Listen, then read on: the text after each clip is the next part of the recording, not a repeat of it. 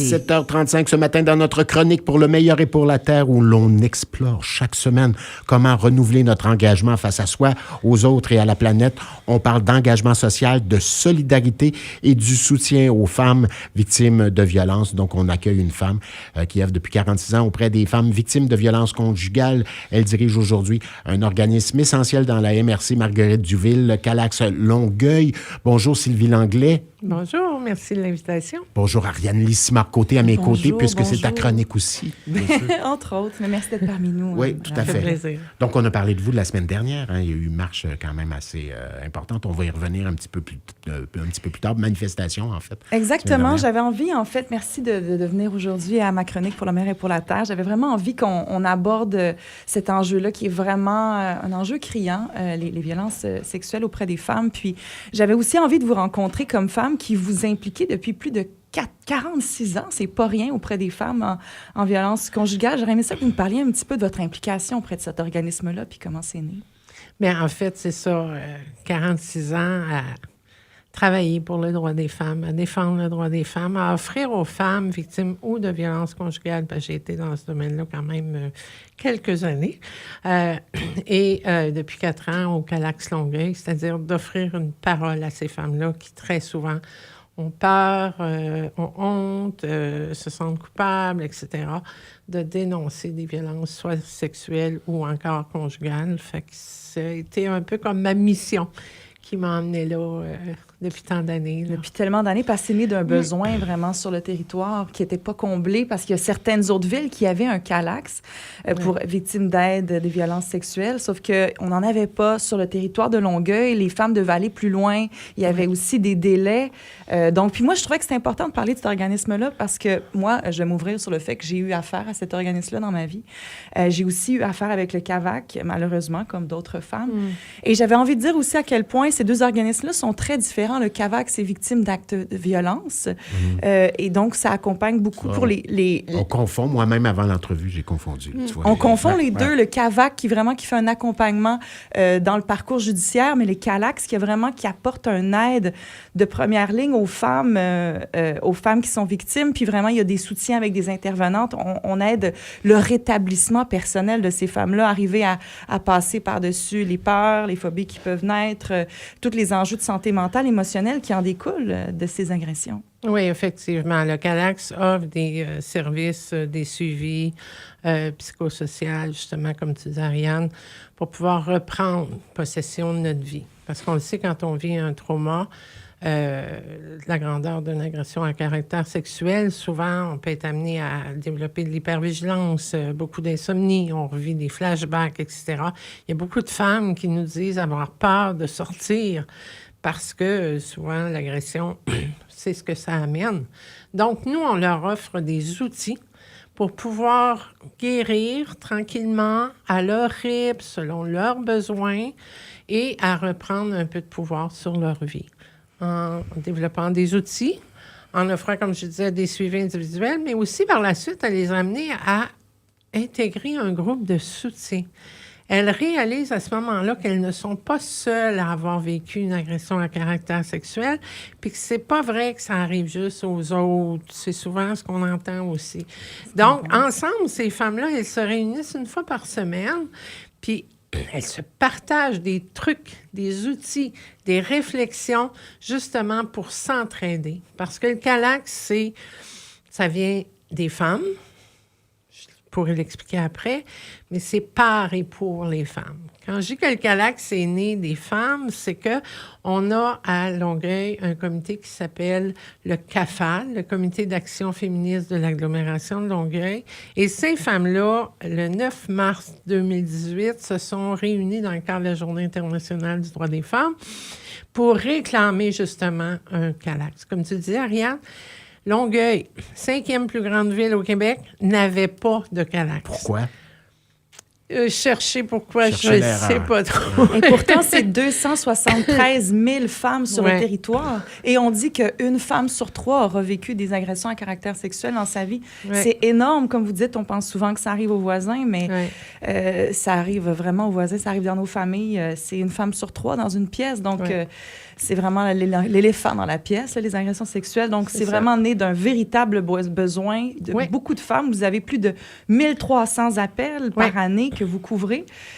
Puis, là, en plus, vous avez des enjeux. Vous vous êtes mobilisés le 20 novembre dernier parce que vous avez des enjeux de survie en termes de financement, quand même, qui sont majeurs. Ça, il faudrait nous expliquer qu'est-ce qui arrive au juste. Je ne sais plus trop qu'est-ce qui arrive, je veux dire. On a un financement qui vient du PSOC, le programme de soutien aux organismes communautaires, qui est une branche du ministère de la Santé et des Services sociaux. Ce financement-là est là pour financer la mission de base du CALAC, c'est-à-dire offrir des suivis, soutenir des groupes, travailler dans les écoles pour faire de la prévention auprès de nos ados du secondaire 2 au secondaire 4 pour qu'on leur parle de qu'est-ce que ça veut dire le mot consentement. Qu'est-ce que ça implique, le consentement? On leur explique aussi c'est quoi une agression à caractère sexuel, parce que souvent on se fait des idées, etc. Donc, on reçoit 98 000 pour cette mission de base-là. Voilà 3 semaines, j'ai reçu une lettre du ministère nous octroyant un rehaussement d'environ 5 000 quelques dollars. Et dans cette lettre-là, il y avait un beau tableau qui disait que le CALAC rentrait dans ce qu'on appelait un organisme de milieu de vie. Et il était recommandé que cet organisme-là reçoive 455 000 seuil plancher pour 5 intervenantes. Fait que faites le calcul, on reçoit 98 000 puis on devrait en recevoir 455.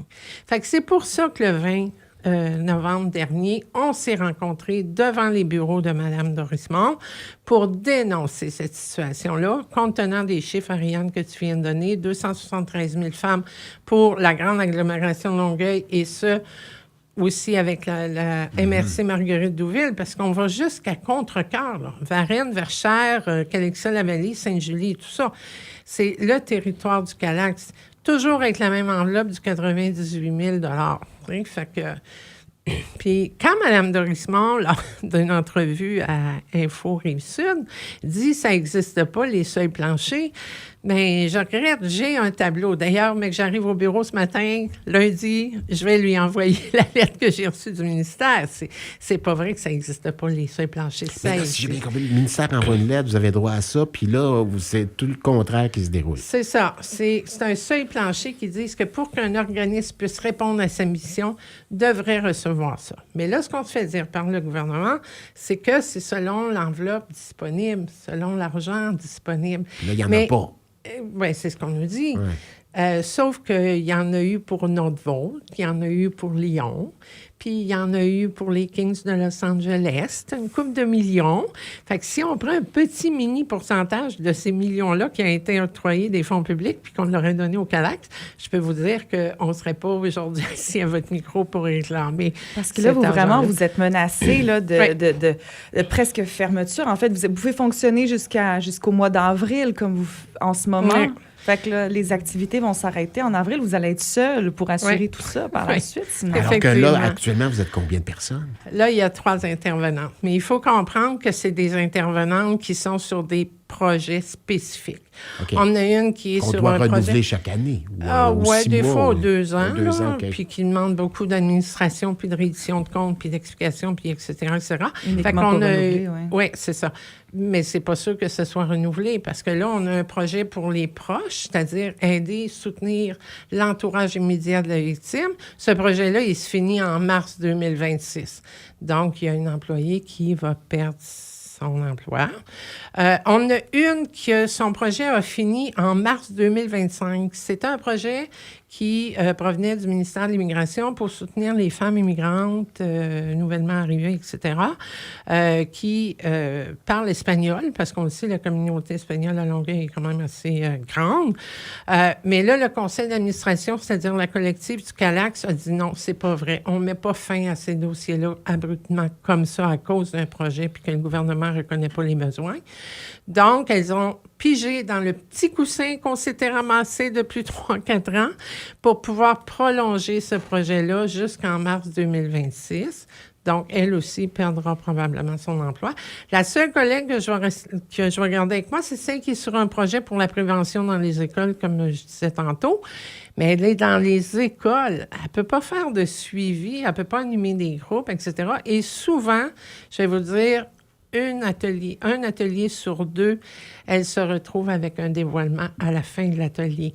Donc, c'est des nouvelles demandes. C'est une moyenne de 2 à 4 nouvelles demandes par semaine qu'on reçoit. Wow. Ariane, tu disais 1300 appels par année. Tu sais, oui, il y a des survivantes, oui, il y a des proches, mais il y a aussi tous les professionnels qui nous appellent pour dire, bien, Sylvie, ou des partenaires, encore, on a beaucoup de partenaires sur le territoire de l'Aglo, qui nous appelle et qui dit, j'ai une femme qui vient de m'avouer qu'elle a été victime d'une agression à caractère sexuel. Est-ce que vous pourriez la soutenir dans sa démarche? C'est ça, la réalité du Calax Longueuil. Fait que c'est pour ça qu'on demande au gouvernement le fameux seuil plancher, là. Ça va prendre combien d'années pour l'atteindre, le seuil plancher de 455 000 de 2025-2026? Actuellement, il n'y a pas de seuil plancher. Il n'y a non seulement pas de seuil, il n'y a pas de plancher. Là. Non, c'est ça. Puis calculer que si on a un petit rehaussement de 5 000 par année, ça va prendre quoi, 50 ans au Calax pour recevoir ce seuil plancher-là de 2025? Et dans 50 ans... Et vous faites déjà des miracles avec pratiquement rien dans le fait. Puis même, vous aviez un projet avec l'hôpital, avec des besoins, parce que l'hôpital aussi reçoit, eux aussi, des demandes d'aide, d'accompagnement pour les femmes, et ils vous les transfèrent. Mais vous manquez de ressources pour répondre à ces besoins-là très, très concrets. Puis donc, il y a des gens qui sont sur une liste d'attente depuis plus d'1 an. Et donc, 1 an sur une liste d'attente, puis moi, je l'ai déjà été aussi, puis avec les dommages que ça crée chez la femme dans le quotidien, c'est vraiment laisser les femmes sans ressources, là, c'est assez tragique comme situation. Avec ce qui s'est déroulé la semaine dernière, là, donc, des nouvelles, vous avez été en mesure de parler à des gens, des intervenants ici, au ministre Carman, entre autres, Mme Dorismont aussi. Est-ce que vous avez des retours? On n'a eu aucun retour. Mme Dorismont, on a eu sa réponse, là, comme je vous disais, il n'y a pas de seuil à Info-Rive-Sud. Il n'y a pas de seuil plancher. Puis le Calax devrait travailler avec le fédéral. Mais les organismes communautaires au Québec, c'est pas financé par le fédéral. Là, ils peuvent nous donner des petits montants, là, mais c'est pas... c'est dans la cour du provincial, comme on dit. On a une rencontre ce matin à 11h avec M. Lionel Carman, qui est anciennement ministre responsable des ressources, des services sociaux. Là, il est rendu indépendantiste. Fait qu'on va voir qu'est-ce qu'il y a à nous soumettre. Vous direz indépendant. Oui, indépendant. Excusez-moi. Indépendantiste, on ne le sait pas trop, mais bon, indépendant. Indépendant, c'est vrai. Merci de la correction. Et puis, au printemps, on a envoyé des lettres de demande de discrétionnaire ministériel à tous les ministres liés de près ou de loin au Calax. Ça, Mme Dorismont, elle nous a dit, « Sylvie, envoie-moi ces lettres-là, je vais aller voir mes collègues, etc., etc. » Au moment où je vous parle, j'ai même pas eu un accusé de réception de personne. Fait que c'est ça un peu qui. Et comment on peut aider, nous? En fait, il y a une pétition aussi, d'ailleurs, qu'on peut laisser. Comment est-ce qu'on peut contribuer? Comment on peut aider l'œuvre par des dons, par une pétition? Bien, effectivement, sur le site pas sur le site, mais sur le Facebook. Oui, sur le Facebook. Du Calax Longueuil. Juste à taper Calax Longueuil. C-A-L-A-C-S. Oui. C'est une survivante du Calax Longueuil qui a écrit cette pétition-là et qui nous a demandé si elle pouvait la mettre en ligne. Au moment où je vous parle, je pense qu'on a reçu comme à peu près 450 signatures quand même. On fait ça très bien. Puis oui, les gens peuvent... Ce qui est bien, mais ça pourrait être davantage. Hein? Allez-y sur la page Facebook du Calax. Ouais. Merci, effectivement. Ça reste un sujet tellement tabou parce que les femmes qui vivent ça vivent avec beaucoup de honte, en fait. C'est quelque chose qui est vraiment vécu par les femmes. Donc, c'est vraiment, un enjeu qui reste vécu dans l'ombre, là, malheureusement, beaucoup trop. Fait que vraiment, moi, j'ai envie de vous remercier pour le travail que vous faites sur le territoire. C'est si précieux, c'est si important. Moi, ça a changé ma vie pour le mieux. Puis, c'est pas pour rien que je tenais à ce qu'on discute de cet organisme-là qui mérite tout le soutien qu'il y a parce qu'ailleurs, il y a d'autres Calax, il y a des Calax qui sont soutenus. Et on peut peut-être dire rapidement, un peu l'enjeu, là, c'est que le fait qu'ils vont soutenir un organisme par ancienneté, mais comme l'organisme n'a que 4 ans, ils ont besoin d'avoir beaucoup d'ancienneté pour être soutenus à la hauteur de leurs ambitions, mais en même temps, pourtant, ailleurs, c'est soutenu, cet organisme-là, puis ils font un travail sur le territoire. Donc, c'est vraiment grave. On vous souhaite d'être reconnu, Sylvie Langlais, beaucoup plus. On vous souhaite d'être soutenu également. On se souhaite, comme société, que vous soyez soutenu. Voilà. Merci beaucoup. Sylvie Langlais du Calax, merci d'être là. Merci à Yann Simard-Côté. Merci. On se reparle, nous autres, la semaine prochaine. FM 103.3